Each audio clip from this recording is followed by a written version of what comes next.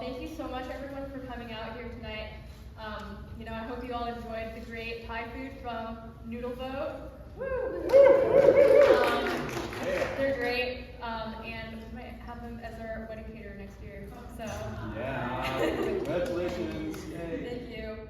The topic for tonight is funding for conservation in the 21st century, and we have a fantastic panel of experts here. Konigsmark, from former Mountain Sound Greenway executive, Jarrett from King County Department of Parks and Natural Resources, and Kristen Ohlson-Kiehn and Jayana from the Department of Natural Resources Conservation Division. And so I'll hand over to them to actually quickly, introduce themselves, their organization, and how their organization relates to the Issaquah Alps, which encompasses Grand Ridge, Cougar Mountain, Squawk Mountain, Tiger Mountain, Taylor Mountain, and Rattlesnake Mountain. So I will hand it over to Ken. Thank you. Hi, I'm Ken Konigsmark. I came to Issaquah in 1984 when it was a one-stop town, believe it or not.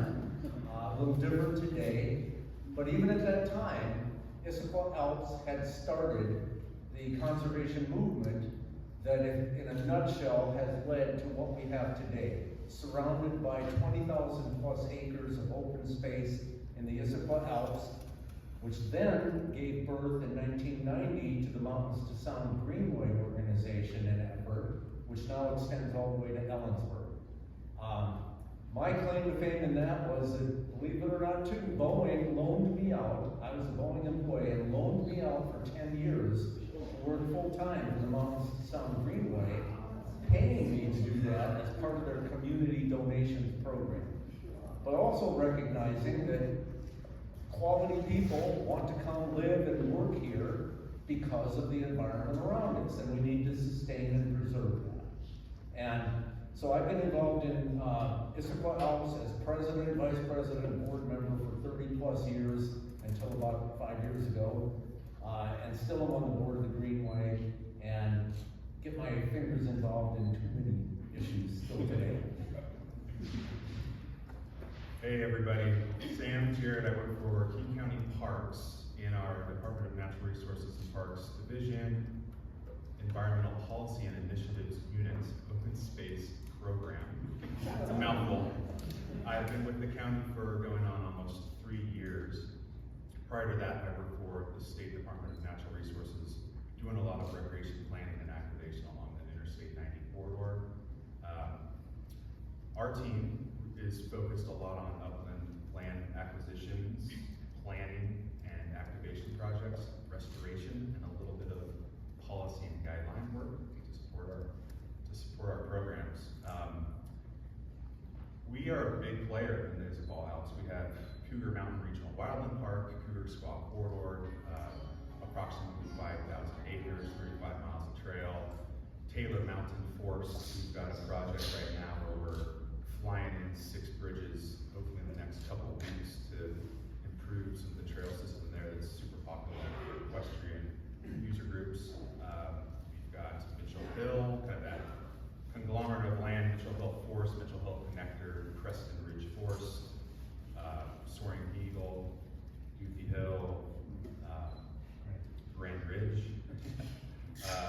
and Rattlesnake Mountain Scenic Area, which is co-owned and managed with State DNR, the only scenic area in the state. So a lot of land in this file, so I'm happy to be here tonight. Hi there. My name is Kristen Ohlson-Kiehn. I'm what they call the Recreation and Conservation Division Manager at the Department of Natural Resources. I'm here with Jayana Marshall, and we're going to kind of team up on our responses to these questions. So I'm going to tell you a little bit about DNR. Some of you might actually know quite a bit about this, but it's always helpful I found, when we're talking about DNR, because it's such a big agency in some ways and has a complicated set of management objectives, to sort of get a baseline understanding about the agency. And then Jayana can talk a little bit more about how the agency interacts with and intersects with the Issaquah Alps. But basically, the DNR is a statewide agency. We manage 3 million acres of what are called trust lands and about 170,000 acres of natural areas. So the trust lands are managed for revenue and a whole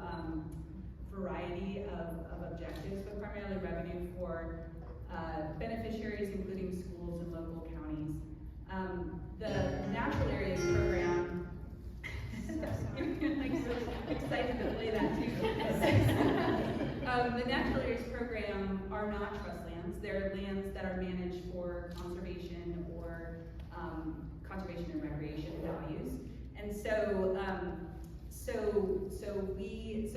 we're in the division of the Department of Natural Resources. We're located in Olympia. We have 6 regions across the state, and so Issaquah Alps in this entire area is in the DNR's South Puget Sound region.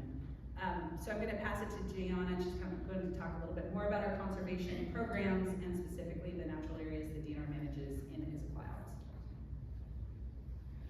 Good evening. Thanks for the introduction. My name is Jayana Marshall. I'm the Assistant Division Manager. Under Kristen, I manage 3 conservation programs at DNR, and I'll just briefly describe those. The first of which is natural heritage, and they are, I think of them as like the scientists on the ground, and they're really focused on those ecological features and perspectives across the landscape.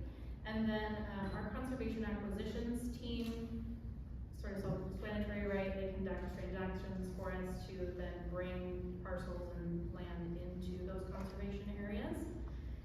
And then our natural areas program, who is really based in land management activities. So after the scientists come and tell us, you know, what those features are that need conservation attention, we then acquire the lands into our natural areas, and then the land managers manage the land in perpetuity after that.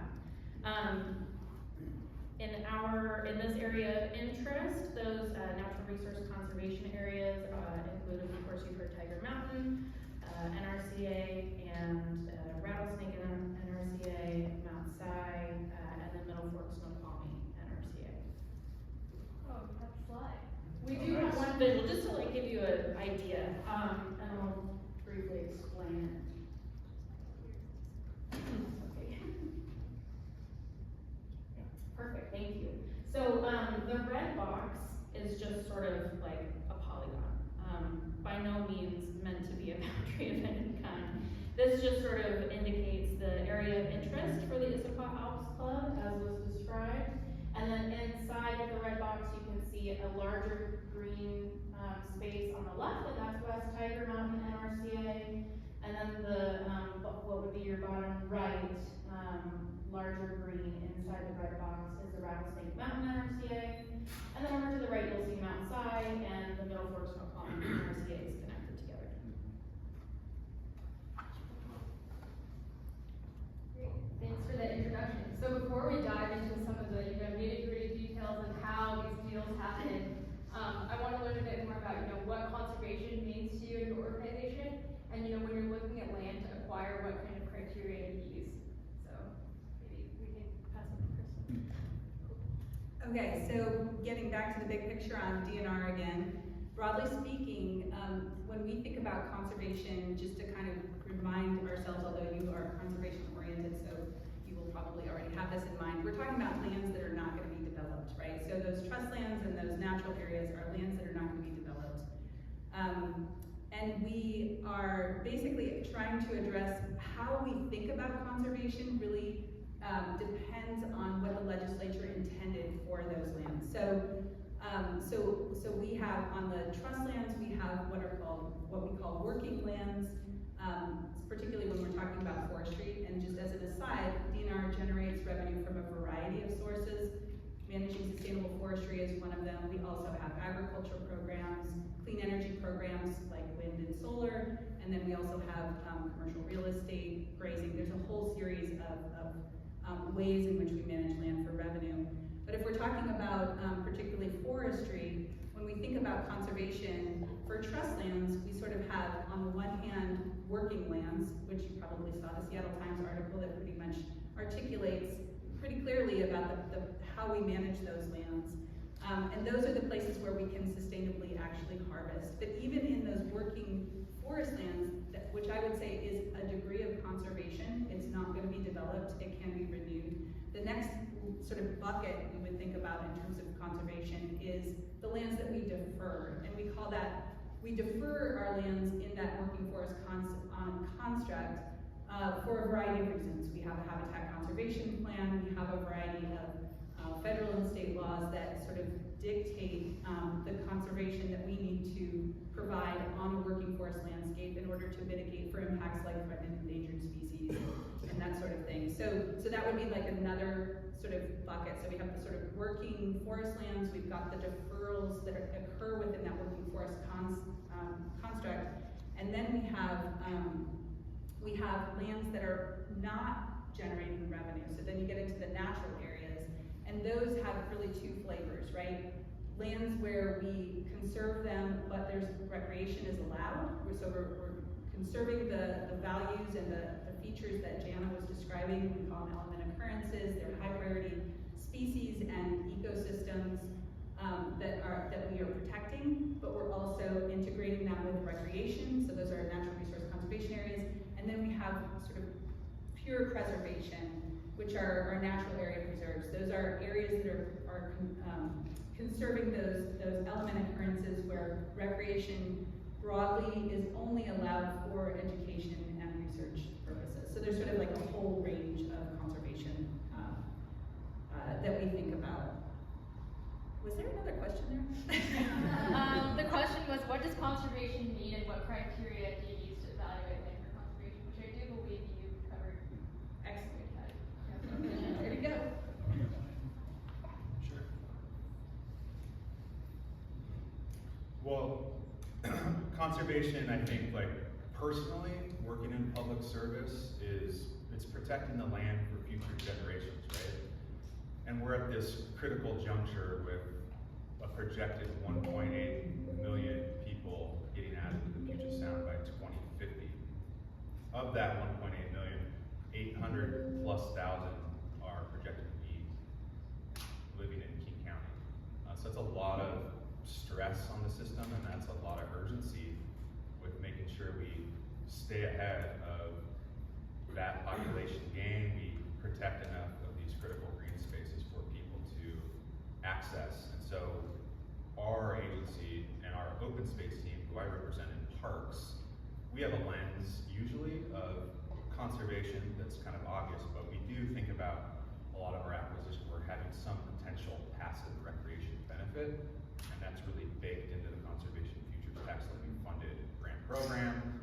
And there's a whole set of criteria that is shown on how that grant program works, how our proposals are scored by committees, everything with environmental benefits to passive recreation, to green belts around city jurisdictions.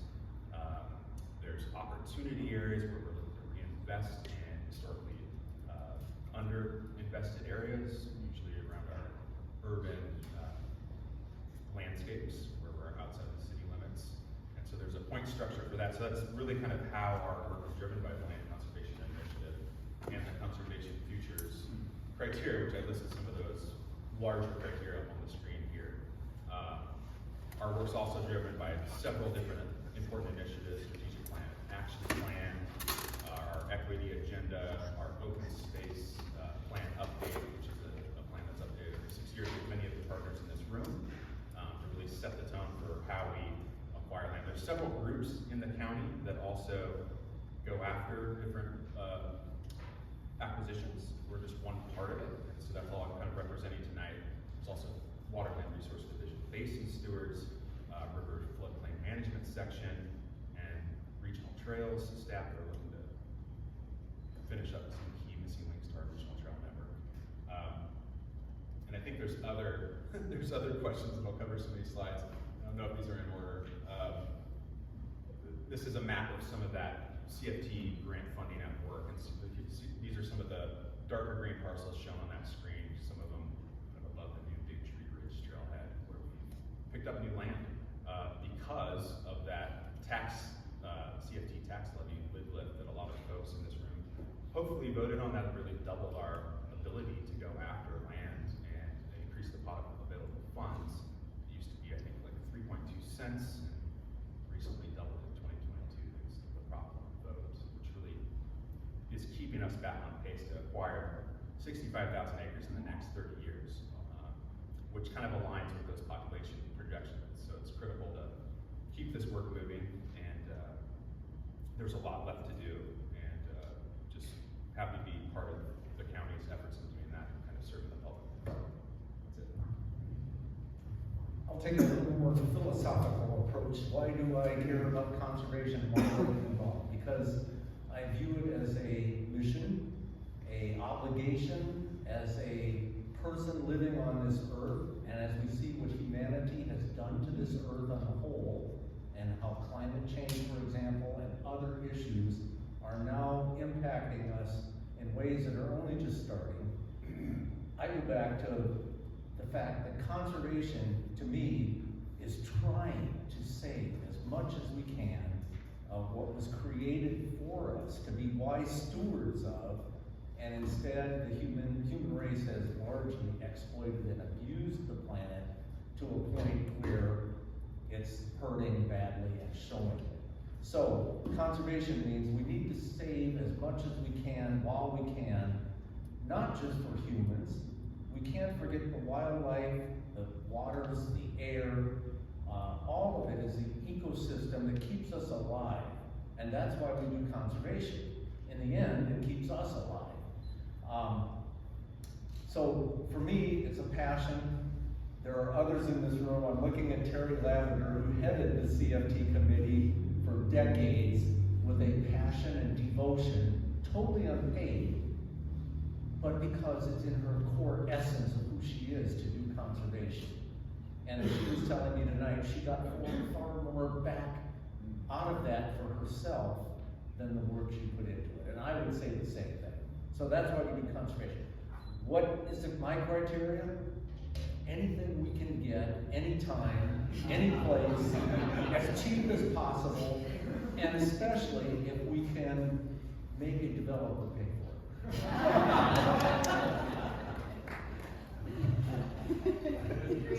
Thanks, Ken. So you mentioned making the developer pay for it.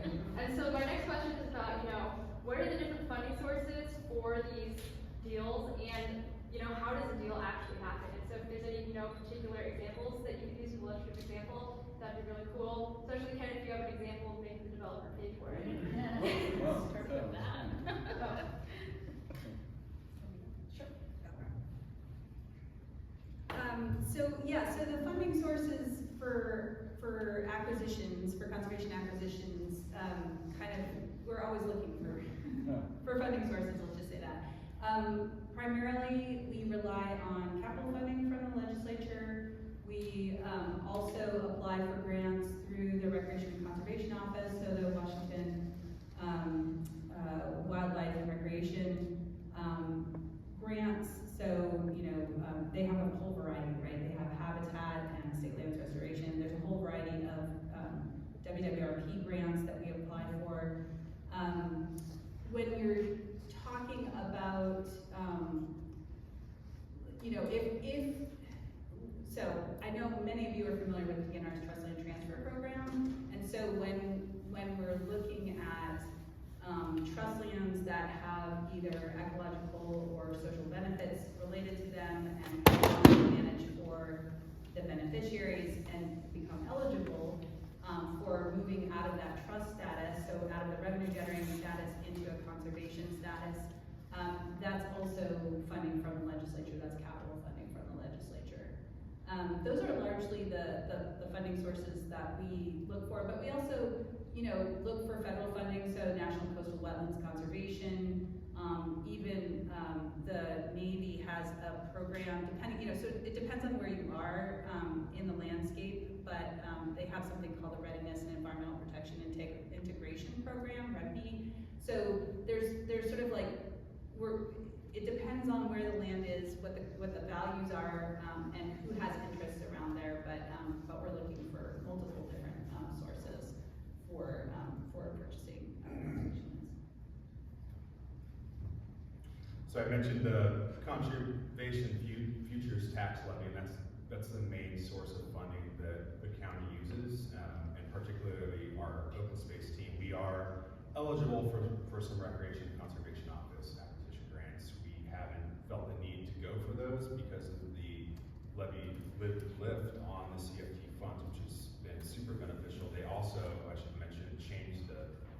requirements on that from 50-50 from Parks Levy and CFT to now it's 75% of that funds can come from CFT and only 25% has to be matched with Parks Levy. So it makes the money go further and it allows us to go for buying more land more urgently to help meet the need to lock in the acreage that's at risk and move a little bit quicker to kind of catch up from being a little bit behind on that goal of acquiring 65,000 acres in 30 years.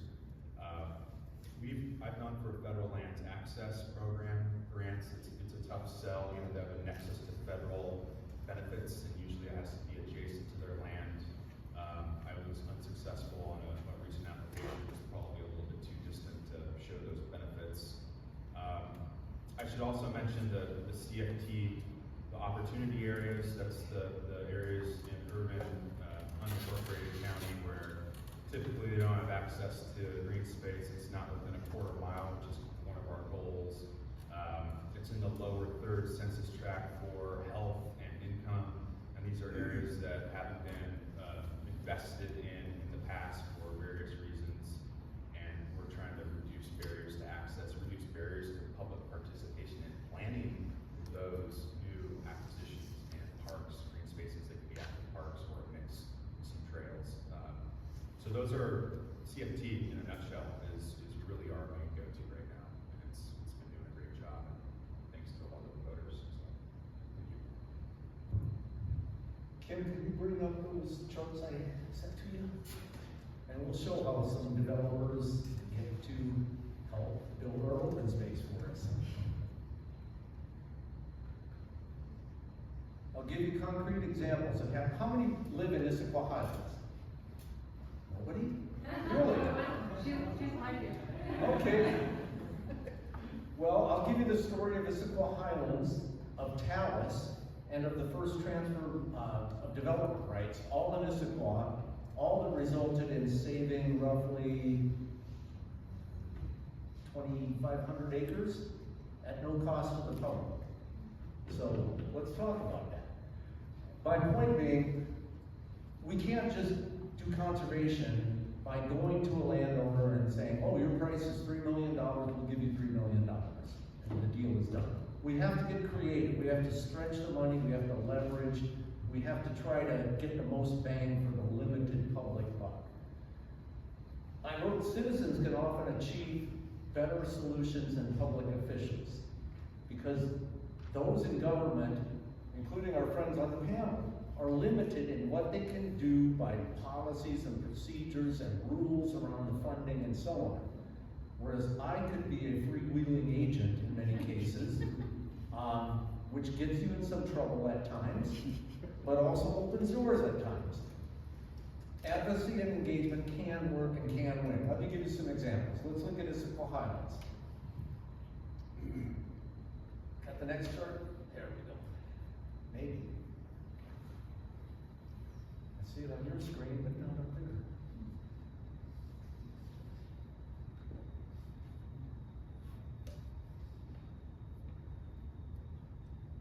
You can start talking and I'm sure it'll. Well, if I remember right, we are sitting in what was a single block of ownership by Blackhawk Court Blakely.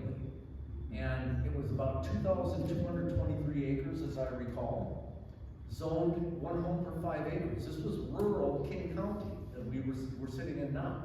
It was not part of the city of Issaquah. So the developer was planning to go ahead and build roughly 400 plus mega mansion castle estates on 5-acre lots. Nothing would be left for wildlife, nothing would be left for the public, there'd be no trails. Every home would have a well and septic system drilled into the ground, and there would be nothing left for the public. Well, that wasn't it. So, naturally, the Issaquah Alps Trails Club, myself, Dave Kapler, others who were here at that time, pushed back very hard, and we said there's got to be a better way. That's a wasteful use of the land, a wasteful impact on the environment. And after much fighting and negotiations, our county executive at the time was Gary Locke, and I give him great credit, later became our governor and Secretary of Commerce, and Ambassador to China, actually. Here we go. 2,223 acres. Gary and others came up with a solution being the 4-to-1 program. What that meant was the developer, Blackhawk Port Blakely, agreed to donate 4 acres at no cost to the public. For every 1 acre, they got much higher density zoning on to build Issaquah Highlands. So in the end, of the 2,223 acres, only 290 acres were approved for development, which was approved for 3,250 homes, with other transfers in of density rights and other things. And now up to 5,000 homes have been provided on 20% of the land, while 80% was donated at no cost to the public, which is why we have Grand Ridge Park and all the open space within Issaquah Highlands. So 80% of forest land conserved in the 4-to-1 deal at no cost to the public. That's how you make a creative deal happen. Let's go to the next one. Then along came Talus, and this is the developer's original proposal, which is very typical. Lay out the map of their 650-acre site and identify any place where there aren't restrictions of wetlands, steep slopes, erosion hazard areas, coal mines, etc. Anything that's not in those areas, you build on.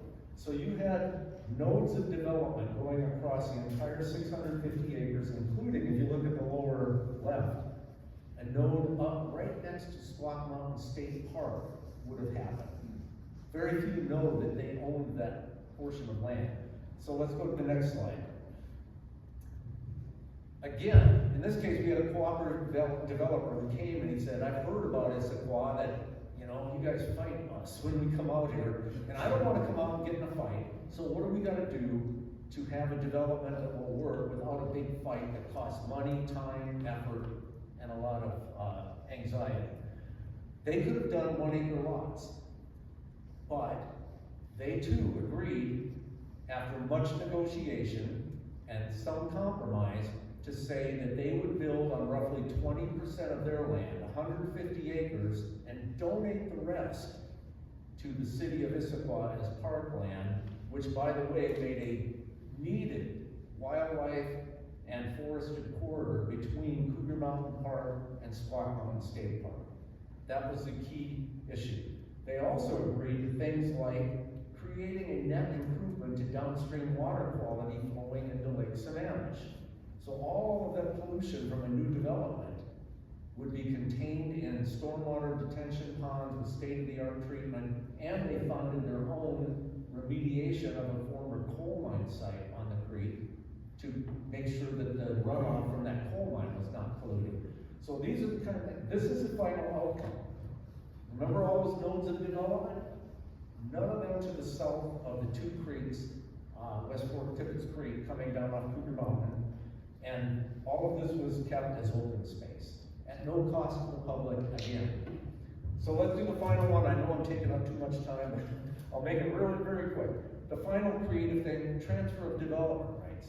Most people don't know, every piece of land has some zoning attached to it that gives you development rights. Even if you were in the Alpine Lakes Wilderness, under the zoning laws, it says you're allowed to build 1 home per 80 acres.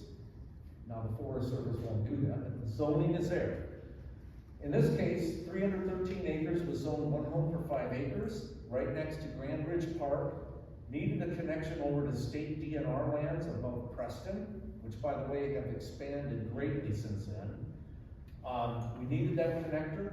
We got Port Blakely, the owner of Issaquah Highlands, to buy the development rights from those 313 acres for $2.75 million.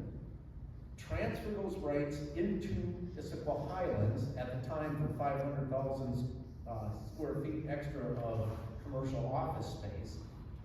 And that left the underlying land value of timber and bare land without development potential, $250,000 that King County paid to buy those 313 acres that now creates this forested connected corridor along the north side of I-90. So these are the creative ways you can do conservation and be effective in making developers do better things.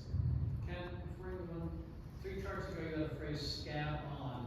I tried to look it up and all the scabs on Google are not gold. It's a can word. It's a what? It's a can. Oh, I'm sorry. What, could you clarify what scab on development, what prohibited? Yeah, actually, if we went back to Sam's chart, that shows That's the the one, new, that's scab on development. the new acquisitions up on Cougar Mountain. Okay. Those landowners up there wanted to have a road extended out of Talus so that they could develop and sell at a much higher price. Okay. And we knew that would happen. So the point we were trying to make was no roads to other scab-on developments feeding off That what was Talus scab. created. It's a colorful phrase. Thank you. I call it scab-on. Once I understand the intent, it makes total sense. Thank you. Might you say it's a word in the language of Kenglish? Very good. Great. Well, thanks for those illustrative examples, everyone. So, we talked a bit about, some of the different funding sources, and I'm curious to hear you all speak a bit more to, how some of the new funding sources have really changed and advanced what we can do on conservation, including, Sam, you mentioned the Conservation Futures Tax, and I know a lot of folks in the audience here today are very concerned about the Climate Commitment Act as well. So, we'd love to hear more about how, those types of funds can be used for conservation. Sure, I'll take a turn. I do want to address 2 other funding sources that Kristen didn't describe before that the Conservation Acquisitions Program rely on. We do work with the Forest Service for their Forest Legacy Program, which applicants can apply for, and we're sort of like the holder, if you will, on behalf of the state forester.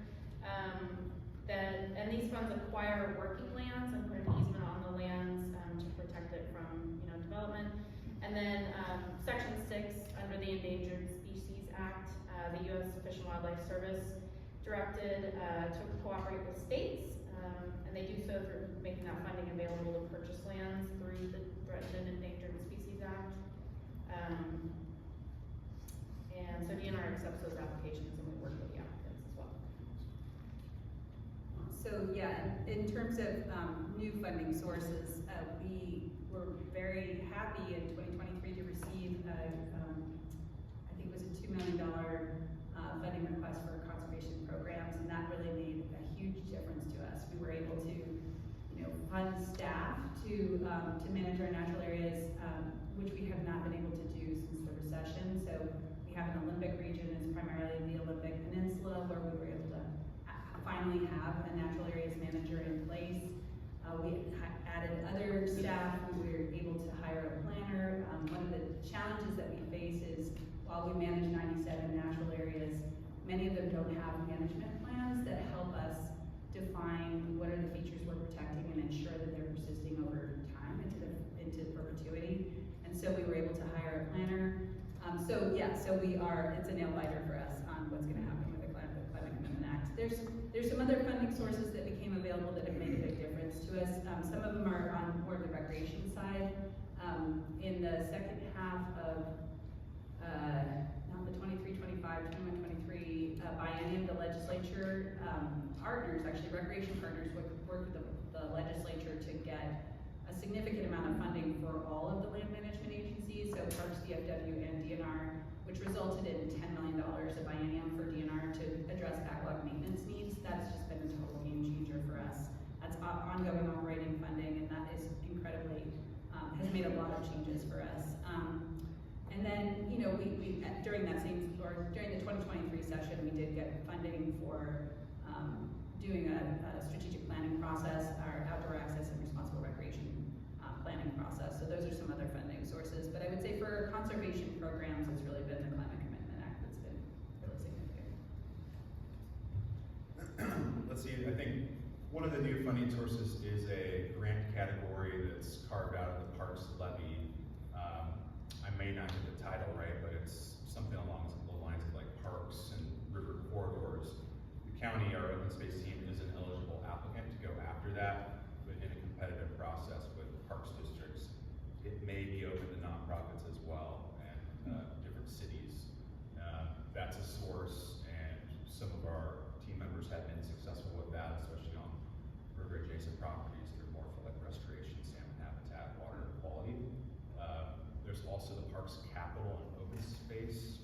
program is the same thing. We're not eligible. Other parks districts can go for funds and actually match towards our CFT in like collaborative interagency agreement type projects. One of those we recently did is with Sideview Metropolitan Parks District. They wrote that grant and matched to my CFT, which sells really good to the committee because it's not relying on that levy as match.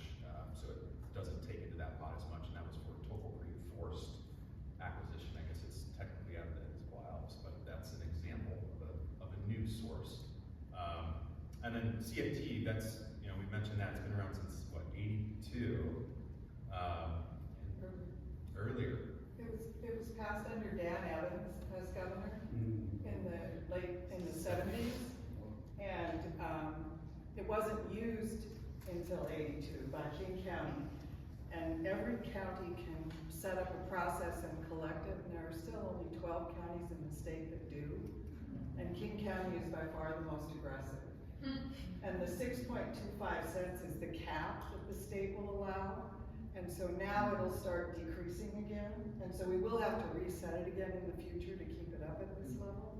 But, yeah. Yeah, it's like state law gets It's like somehow that. so that has protected over 120,000 acres since 82. And then we mentioned the new Prop 1 to kind of get it back to its original 6.25 When you cents say per it's 1,000 assessed. decreasing in buying power terms or in absolute numbers, is it supposed to go down? You said There's some, decreasing. my understanding, and I might be getting this wrong, but there's a state law that had impacted, it's originally passed at 6.5 cents per 1,000 assessed value. And then over time, there was some state law that impacted the sort of upkeep of that number. And Sorry. yeah, go ahead, you know, you've been around on the committee, that's fine. So, all taxes are limited to, I mean, not just CFT, but taxes that are collected are limited to increase by inflation, and so they're always going to erode backwards. And so then eventually, and they can only be reset by a vote of the public. So you said they're gonna decrease in terms of purchasing power, you didn't mean that the number goes down? No, the number won't go down. It doesn't have an escalation, it doesn't have an inflation clause. It does, yeah, but it'll still, like, we were down to collecting only 3.2 cents per thousand Right. before the reset, so there'll be another reset in the future sometime, in order to complete the land. Yeah, so since 2022, it essentially kind of doubled again, so we're seeing like a lot sort of easier conservation features grants because there's more money in the pot to go around. So that's not somewhat of being- a revised money, you know, it's not a new program, but it's been going great since 2022. Thank you. And I don't know that anybody's mentioned a number, but the Conservation Futures Program now gets roughly $110 million a year for conservation purchases just in King County out of that fund. And I must give our county executive, Dow Constantine, credit for what he pushed 4 years ago maybe, the Land Conservation Initiative, LCI, which is a boost to the CFT program. Dow, the staff, council, everybody recognized that the way prices are going now and the pace of development, if we didn't act sooner than what the existing CFT funding allowed, it all get paved over before we could save it. So Dow made a commitment, 60,000 acres within the next 20 years is what's targeted. The county staff had to prioritize and identify every desired parcel that we would like to acquire. And that's on the list for the Land Conservation Initiative. And Sam and others are working hard to make it happen now. And the cities get it. Sorry? The cities get it too. And the cities do get the money too. Everybody can apply. Cities, even land organizations like Issaquah Alps Trails Club, Mountains to Sound Greenway, nonprofits can apply if you're a land trust organization. So I'm going to talk about a couple other funding sources that haven't been mentioned. Huge money, huge land acquisitions are and will happen with the tribes. The Muckleshoot Indian tribe now owns what was Weyerhaeuser's White River Tree Farm. Everything from Enumclaw to Mount Rainier Park is now owned by the Muckleshoot Indian Tribes. All of the Weyerhaeuser Snoqualmie Tree Farm, everything north from Snoqualmie and North Bend to Highway 2, 110,000 acres, was owned by Weyerhaeuser. Thankfully, under Ron Sims, give him credit, the county came and bought all the development rights off of that property from Weyerhaeuser so that it could only be managed forever for timber production. But then Weyerhaeuser sold it off to various John Hancock Insurance Company, other timber companies, and it's become fragmented. The Snoqualmie tribe did buy, I believe it's 12,000 acres in the past year, and I expect they will continue to buy until they've bought up the majority, if not all, of the former Snoqualmie Tree Farm. So expect the tribes to become the largest landowners in King County over the next 10 to 20 years. So they're going to be a big conservation player. We haven't mentioned the Parks Levy except as a supplemental funding source for CFT. It's up for renewal next year. We all have to vote. If the Parks Levy didn't pass and the public didn't support it, King County Parks can't operate anymore. They are not funded out of the general fund that our taxes pay for. So we have to support the Parks Levy and keep county parks operating. The other thing I'll mention, there's a lot of wealth in this area. We have Microsoft, we have Amazon, we have Starbucks, we have Boeing. There's a lot of wealthy people, and in the past, the Gates Foundation did contribute to a purchase in the Greenway, as did the Paul Allen Foundation out in the Middle Fork, Snoqualmie. But as far as I know, those are the only two that I would attribute to private wealth in King County. We really got to do better. So if any of you have friends who were in the early days of Microsoft and got a big fat bank account, encourage them to think about conservation and the legacy they can leave in this area. Yes, sir? I feel like all the talk of acquisition so far has been stuff that hasn't been developed yet, that you're preemptively keeping from being developed. Are there any targeted investments in stuff you want to restore or rehabilitate to like create a wildlife sort of things? Is there any acquisition that's not protected before it gets messed up, but buy it so we can unmess it up? Yeah.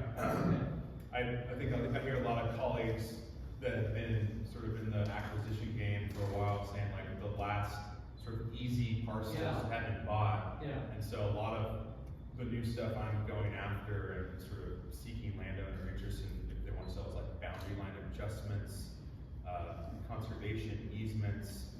There is money available in CFT now to pay for some demo work and site stabilization costs that you can ask for to purchase parcels that might have an older home that you think would be good to demo and restore that land. So that's definitely something that I think is going to happen more because the easy targets are kind of going away, right? If you talk about 20, 30-year time frames, maybe a lot of your acquisition is going to be rehabilitate and restore projects as opposed to just protect projects.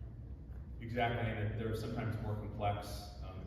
Yeah. Boundary line adjustments can take 6 to 9 months to kind of figure out, and that's another funding cost to do that type of work. So that's maybe more complicated.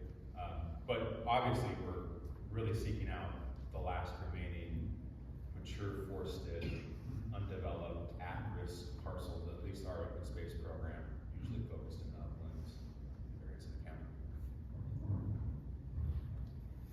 So maybe I'll just take a minute to talk a little bit about how natural areas are created. So as Jayana described before, we have a natural heritage program, and just getting to the philosophy behind conservation, what the legislature intended with this program is to protect these key features of Washington's natural heritage. That's what these element occurrences are.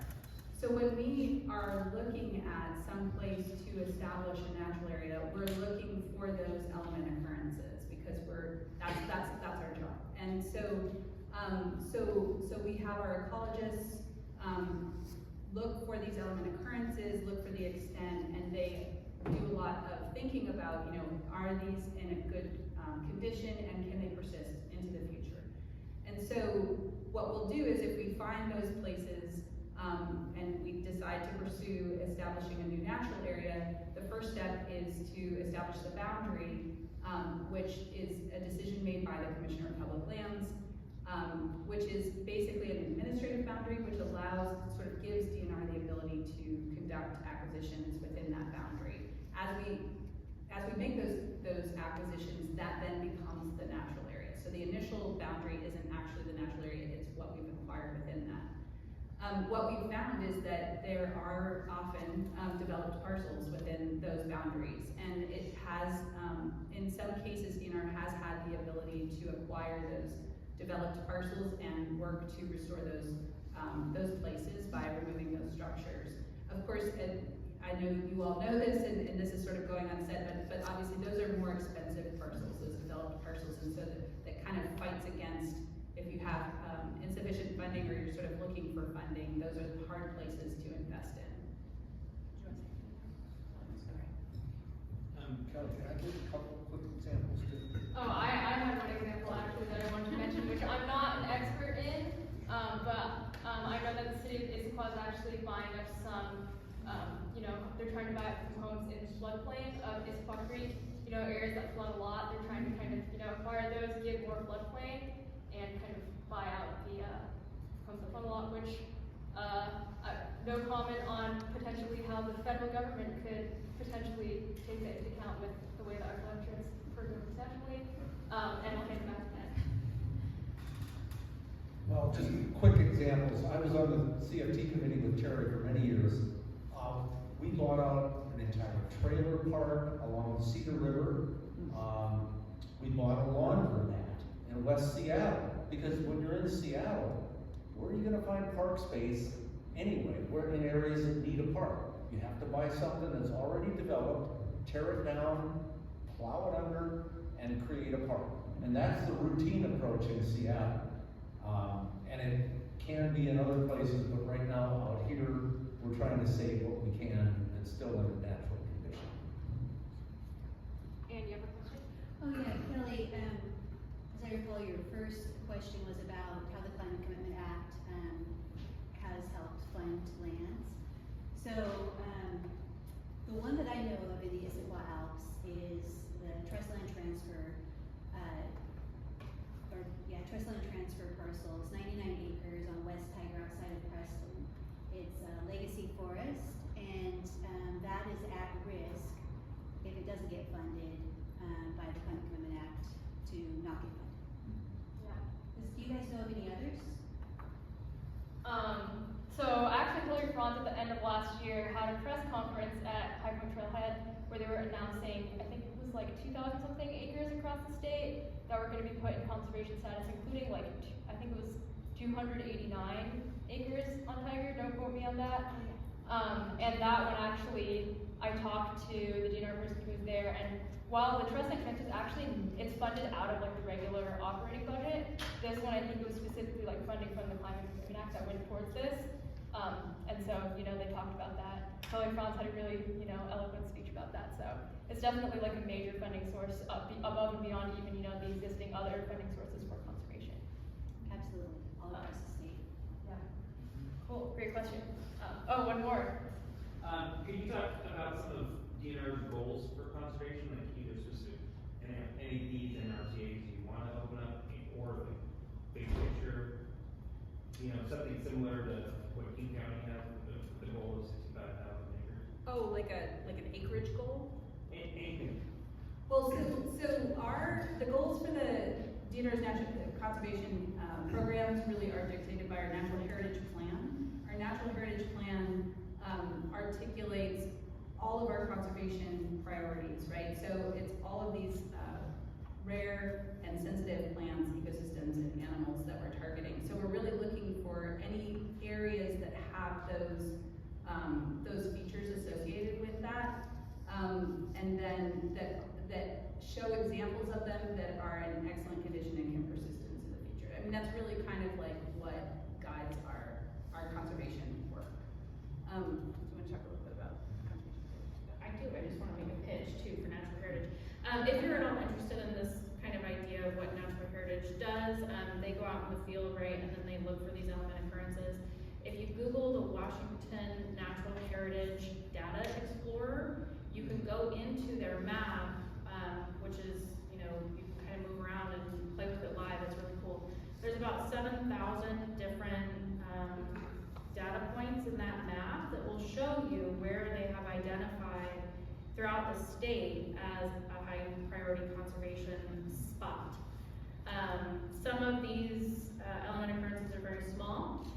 You'll see if you look at the West Tiger NRCA, for example, there's a small element occurrence in the southwest corner, but some of these are rather large and take up several acres. So it's nice to just sort of look at, you know, these 7,000 data points are across the state. And like Kristen was saying, that really drives what's in the Natural Heritage Plan and then drives our priorities for the work that we do. So again, the Washington Natural Heritage Data Explorer. Could you explain what an element occurrence is? Sure. Kristen can probably do it much more eloquently than I can. So the natural heritage scientists, there's ecologists, there's botanists. If we were, you know, fully staffed, there would probably be a zoologist. We have some folks who specialize in lichenology and, you know, fungi work too. So they're looking for a wide range of critically imperiled, threatened, endangered species throughout the state. So in some cases we have, you know, down in Olympia, we have a very small natural area preserve that was established to protect a variety of golden paintbrush that only occurs within a very small corridor up and down, like if you drew a straight line down Vancouver Island and down kind of the middle of the Puget Sound and then through Olympia and south. There's a species of golden paintbrush that exists within that trough, but this natural area preserve protects that one even more genetically unique golden paintbrush species. So that's an element occurrence. Yeah. So, I live on Tiger Mountain. One of the big draws was the recreational opportunities. And setting conservation aside, are there opportunities to acquire right-of-way that would open up new recreational corridors?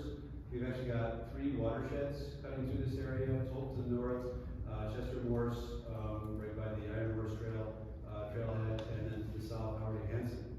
I'm thinking specifically if you could connect Tiger Mountain to Cedar Falls, and maybe Konigsmark to the Stampede Pass area, be a big opportunity to open those areas that are currently blocked by, we've got good forest access roads, but they're just gated, so you can't get through.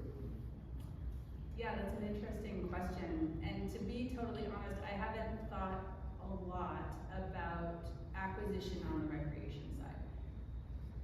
Traditionally or historically and currently, we manage recreation on trust lands and natural areas.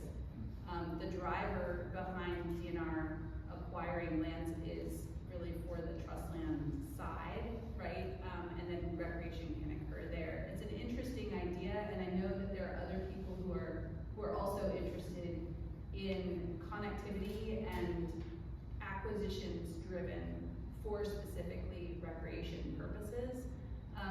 But we just haven't really developed out that idea. I'm not sure.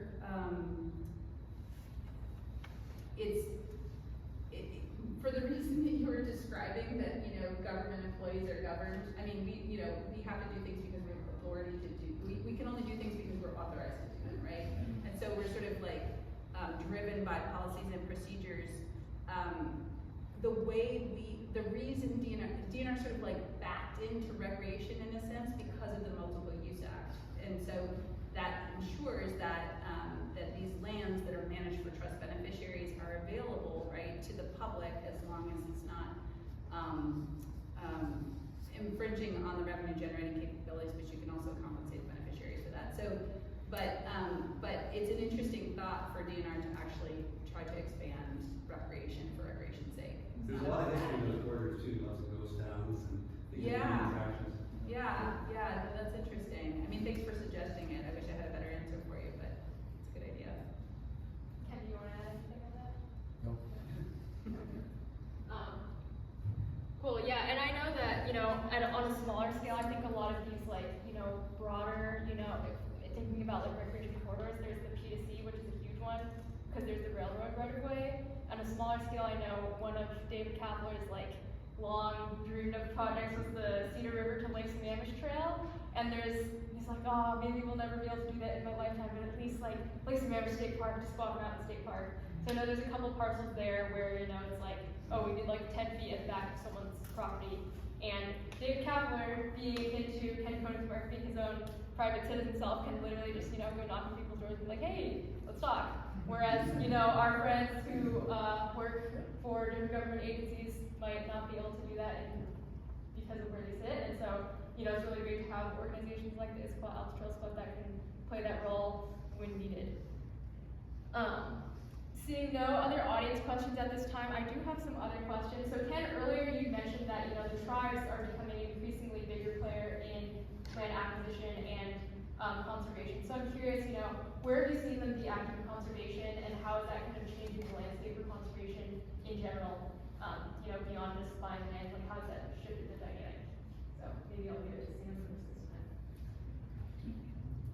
Well, I wish I had more to share on an answer here. I can say that we have a really solid team with a land conservation initiative program manager, conservation futures program manager, and they at a high level meet with affected tribes to discuss where we're targeting acquisitions, to get feedback from them, and make sure we have open lines of communication, and we're hearing from the tribes on any interest in those particular acquisition areas, which, as you know, are all unique, and there's various levels of interest and feedback.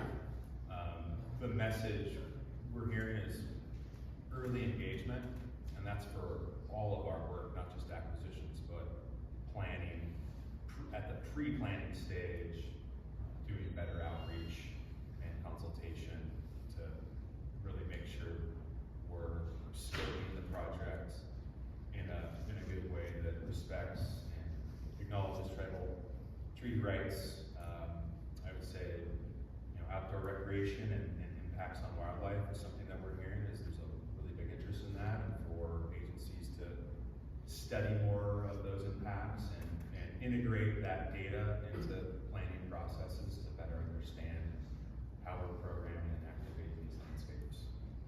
We just hired a new tribal liaison, and so we're looking forward to building upon those relationships and working with affected tribes better.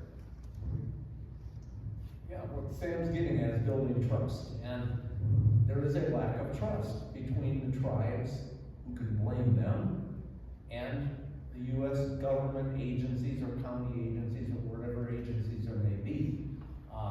Their treaty rights have been violated for hundreds of years, and now that they have some financial clout and some political capital, they want to use it, and they rightly should. And they want to uphold their treaty rights that they were guaranteed, and that they do see being infringed upon by hordes of recreationists cavorting all over the landscape, trampling the berries that they desire to pick, or scaring away the wildlife that they might hunt. They have legitimate, rightful concerns about those things, and they're exerting that pressure back on our government agencies, saying, you've got to do better.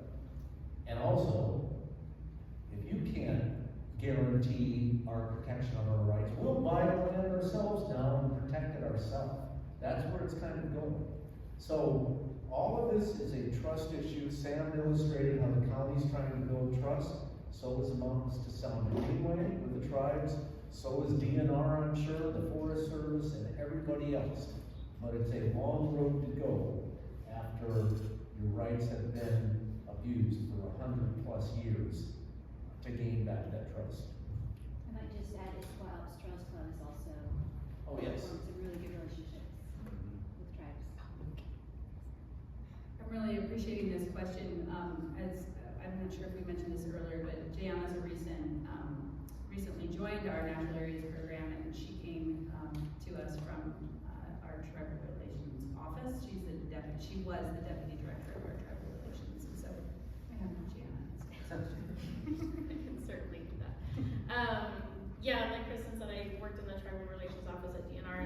worked for the Nisqually Indian tribe for several years. Then of course, like studied federal Indian law, you know, was able to implement it on the ground too. So, for DNR at least, you know, we have some sort of like higher level policies that the agency is getting used to. Still, we have a government to government relations policy that, you know, our folks are supposed to abide by, which calls out early and often consultation, as you were mentioning. We are engaged in so many just tremendous conversations with our tribal partners who are really like a crucial asset to bringing us back to conservation at DNR. And the unique thing about natural areas, you know, it says in our governing policies and in statute that tribal members have access to natural areas to exercise their rights in perpetuity, as long as that, you know, doesn't interfere with whatever sort of conservation activity we're conducting. So if it is a, you know, highly sensitive area that could be trampled or, you know, something like that, we would just open a conversation. We had a tribe, for example, who was talking to our region staff who deal with road access, you know, agreements and things like that with our tribal partners, and they were we're doing a lot of work with a certain animal habitat in that natural area, and the region was sort of apprehensive, like, ooh, what do we do if they ask for access, you know? I said, well, you can't deny them, one, and two, just explain it, and just be, you know, forthcoming and honest, and build that trust relationship. And, you know, the meeting went well, and then at the end of it, somebody said, hey, can we, you know, what about this area? We didn't talk about this area. And the DNR region folks were able to say, we're doing some habitat and, you know, population growth study and work in that area, you know, it's kind of sensitive. And they were like, oh, we're actually doing some of the same work, we respect that, and so we won't, you know, we won't go up there. So it's just building relationships and communication early and often. There's some unique, in this area more so, there's some unique opportunities that the agency is engaging in. We have what is her title again? Kind of an architecture and landscape planner in this area who's working with the surrounding tribes at High Point, Tradition Plateau, to do some interpretive signage development, so there'll be lots of art and language incorporation there. That engagement has been going on for, I forget now, but months, so that we can do it right, and include the right people at the right time and the right places. Okay, I got one question from the audience on a note card, which is how much logging do you anticipate in the Issaquah Alps over the next 5 years? So I don't know if any of you all want to take that question. Or Did you say how much logging? logging, yeah. Okay. Or I'll give it a stab based on what I know. yeah. I don't know specific DNR plans, but, I mean, first you have 4,500 acres or more in a natural resource conservation area on the west side of Tiger, so none of that will get logged. On the eastern side of Tiger, which is working for us for various trusts, DNR is obligated to produce revenue, and as I understand it, it's on a 40 to 50 year rotation, meaning, you know, every 40 to 50 years, various areas of East and South Tiger Mountain would get logged. DNR in Tiger Mountain, it was created as a working forest in an urban environment. It's meant to be an experimental forest, not a clear-cut, you know, normal forestry approach. So if you do look at some of the harvest on Tiger, you'll notice several things. There's extra trees left. There's clusters of trees left instead of a single tree. They try different approaches, and they also try to balance the recreation. It's much heavier and challenging on Tiger than probably anywhere else in the state, I'd say. So with all of those factors at play, DNR still, by law, has to produce revenue. And I must remind everybody, we have to be really careful. A DNR lands commissioner could come in and under state law say, my job is to maximize revenue for the trust. Therefore, the best way I can do that is to sell off the trust land on Tiger Mountain for development. We don't want that to happen. It's far better for everybody and the animals and the creeks and everything else to have logging occur the way DNR does it on a rotational, careful basis, and that's the approach they take on Tiger Mountain. Thank you so much for representing DNR. I think they do it in the past too. Yeah, well, you know, and it was interesting, and I think you had mentioned this, that this might be something interesting, is, the way, the plan that you're describing for Tiger Mountain came as a result of, a lot of work, right, with the committee, representing a number of different interests that DNR engaged with, I don't even know. 1980s. Was it 1980s? Okay, so 1980s. What's interesting to me about that is that, early in my career, I worked up in, our Northwest region, which is basically Whatcom, Skagit, and Snohomish. And we had an area that was facing similar, tensions between multiple interests, and that was called Blanchard Forest. And so we actually came down and studied, so you said it was an experimental, right? Like we came down and talked to Doug McClellan, you know, like sort of learned how that committee operated, understood the value that having citizens engaged in the work that DNR does provides to our agency, and applied that in Blanchard. And we sort of pulled together a similar a group of multiple interests, came to consensus on a set of strategies. That was in the 2000s, so I'm sort of like aging myself, but like that set of strategies is still being implemented. And I guess that's the piece that's, I just want to sort of, my perspective on DNR and how do you integrate things like conservation with working lands is that, you know, we don't have to pit these values against one another. We can actually do all of these things. And so if you've ever been to Blanchard, it's right on the boundary of Skagit, northern boundary of Skagit County, right adjacent to Whatcom County. Unbelievable views, you know, of Chuckanet and Padilla Bay and things like that. But that's where you see these multiple interests being exercised. There was a conservation area at the top. There's active working forest lands, but still protecting all those areas that are conserved under our habitat conservation plan. There's wonderful recreation opportunities. And so, so it doesn't answer the question of what the total volume is that's going to come out of the Issaquah Alps area, but I think that description of Tiger Mountain totally tracks with my understanding. The only thing I would just say is, when we're talking about rotations, when you're talking about rotating, I appreciate your like sort of illustration with your hand, because sometimes people think about rotations in terms of stand age, at what age these trees are harvested, and that doesn't have a fixed rotation length, but because of our program, our average age of trees that are harvested is much older than the private industry. It's more in the 60-year range. So. I would also add that, you know, in addition to Tiger Mountain, there's other Alps. In the Issaquah Alps, there's Cougar Mountain, which is managed by King County Parks. And I know Paul Fisher, King County Forester, has led some hikes for the Issaquah Alps. And so you might have noticed there's some areas on Cougar Mountain where there are some trees that have been cut down, but it's actually like purposely for forest health. So don't be alarmed. That's something that, you know, they do a couple 1 acre sites where they're getting rid of red alder, which it is a native species, but it's not natural for there to be that much alder in the forest. So they've been doing that on Cougar Mountain. That might be expanding Squaw Mountain State Park. It's not going to be logged. And then Taylor Mountain, I know Sam's, you know, calling up the private equity owner that owns all these lands regularly, like, hey man, you want to sell to us? So far they haven't said yes, but maybe they will someday soon. And is this all accurate?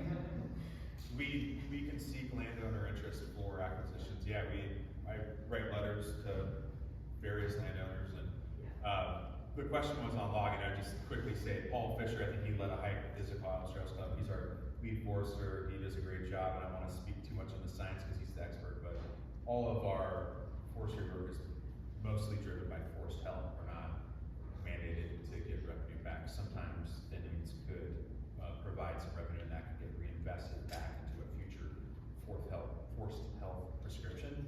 A lot of that work in this Alps area is focused on Taylor Mountain, just to kind of get the stands back to more conifer, older age class, more spread out, bigger diameter, in a better state to sequester carbon, meet our strategic climate action plan goals. So that's a lot of the work you'll see from the county side as far as forestry.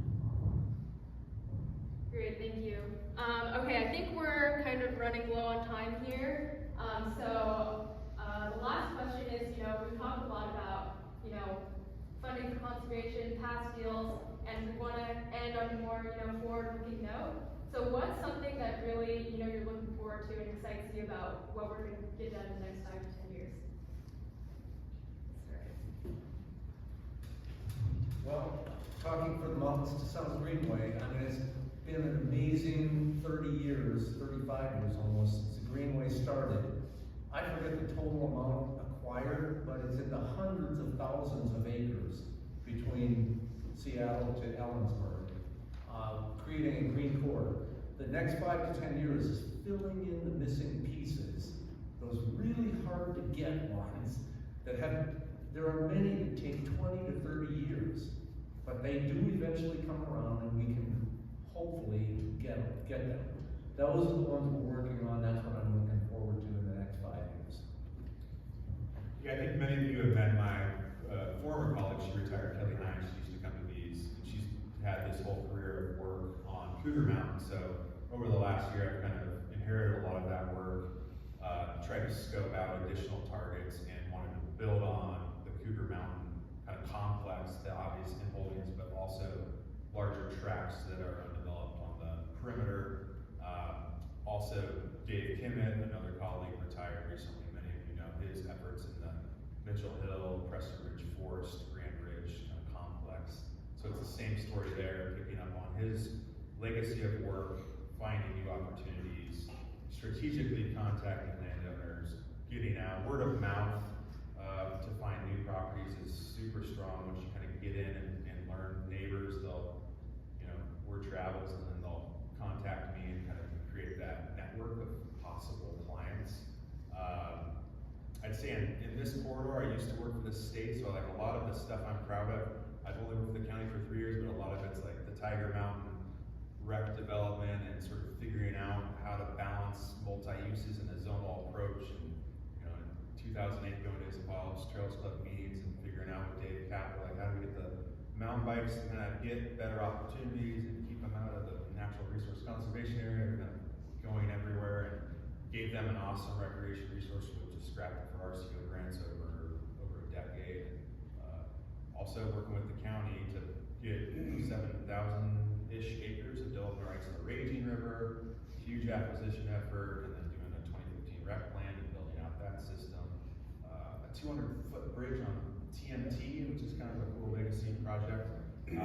With the county, one of those sort of planning activation projects that I'm working on now is Taylor Mountain Forest. In the last year, we did a 5 to 10 year trail system concept plan on not just replacing bridges that are failing, improving our infrastructure, but also removing some trails, creating some trailless areas, kind of listening to affected tribes and impacts on wildlife, building new opportunities, decommissioning trails that were probably poorly sited from the start, which improves fish habitat health, has all these other benefits. So that's an exciting project to move forward on. So, and a lot more planning and different levels of activation, working with partners such as you in the room down the road that are some in the Alps, but some also in the lower Sound watershed. So looking forward to that. So what I would say is that when I first came into this position, which was 2 years ago, there was a lot of work that we needed to do to rebuild our team. So DNR sort of experienced quite a bit of turnover in the last couple of years, and so especially at the leadership level. And so I've been working really hard to sort of build our division, to staff it, to take on sort of the exciting future. And I think we're there. And so what I'm sort of looking forward to, we have a tremendous number of ideas. We're challenged right now because of this upcoming legislative session, the CCA being sort of like on the ballot, and it's a very uncertain future right now. So we have a lot of ideas, things like we would love to see more additions to the natural heritage program, get a zoologist, another ecologist, do more of this sort of like inventory work to find out where these special features are in Washington State. We have a Natural Heritage Council. Their job is to provide recommendations to the commissioner for new natural areas. I'm doing quite a bit of work, and Jayana's doing work with the council as well to sort of, it seems like there was a little bit of a stalling for a couple of years for this council and sort of get their momentum and excitement back up. And they're in the process of contemplating and working with us on potential new natural areas. I'm also excited about the planning that we can do with this planner in terms of, establishing management plans for these natural areas, because well, on the one hand, we want to expand our natural area base, but we also want to make sure that we're really responsibly managing what we have. And so I think those are the things that I'm excited about occurring in DNR's natural areas program. Do you have some more things on that? I think the only thing that didn't check off there was bolstering the National Heritage Program full of scientists and having more capacity to enter those features that they find into our database, which is also connected to NatureServe, which is a global-wide used, sorry, it's getting late, database platform that is used internationally, but also more like closer to home by the Department of Ecology to sort of regulate wetlands, for example. Other state agencies use it, DFW uses it in their work for species studies and such. And so we really need capacity for bolstering that program to enter that data so that the land managers and owners can better make decisions for the land that they're responsible for. So that's what I would be excited about for the very near future. Great, well, thank you so much to all of our panelists, and I think with that, we adjourn this part of our program. We still have the space for, 30 more minutes, so, get more Thai food, get some cookies. Oh, we only have it for 10 more minutes, oops. Okay, no cookies, sorry. Sorry, you all asked too many questions. But we love the audience engagement. Thank you so much to everyone for attending, coming out tonight, engaging in these, super important conversations. If you're, please consider also making a donation to the Issaquah Alps Trails Club. We're doing our 45th anniversary annual campaign right now. I know a lot of you have already given either, by buying a ticket for this or through your own private giving. So we thank you all so much for that. And again, thank you so much for coming out and, listening to us talk about conservation and engaging and asking great questions. And I hope you all have a good night. And you can actually have the cookies.